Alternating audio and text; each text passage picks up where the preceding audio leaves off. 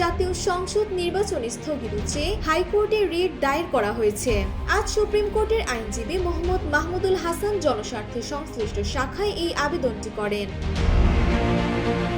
Writ আবেদনে বলা হয়েছে, গণঅভ্যুত্থানের সময় দেশের বিভিন্ন থানা ও আইনশৃঙ্খলা রক্ষাকারী বাহিনীর কার্যালয় থেকে ৫,৭৫০টি আগ্নেয়াস্ত্র এবং প্রায় ৬.৫ লাখ রাউন্ড গোলা বারুদ লুট করা হয়।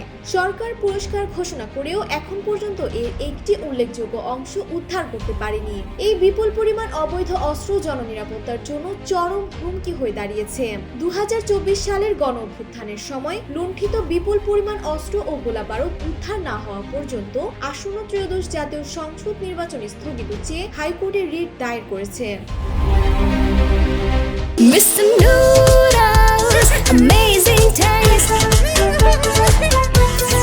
আবেদনে ঢাকা ৮ আসনের সংসদ সদস্য পদপ্রার্থী শরীফ ওসমান হাদী সন্ত্রাসীদের গুলিতে নিহত হওয়ার ঘটনাটি উল্লেখ করে বলা হয়, বর্তমান পরিস্থিতিতে নির্বাচন অনুষ্ঠিত হলে তা রক্তক্ষয়ী হওয়ার আশঙ্কা রয়েছে। আইনজীবী মাহমুদুল হাসান যুক্তি দেন যে, ভোটার ও প্রার্থীদের জীবনের নিরাপত্তা নিশ্চিত না করে নির্বাচন আয়োজন করা সংবিধানের ৩২ অনুচ্ছেদ অনুযায়ী জীবনের মৌলিক অধিকারের পরিপন্থী।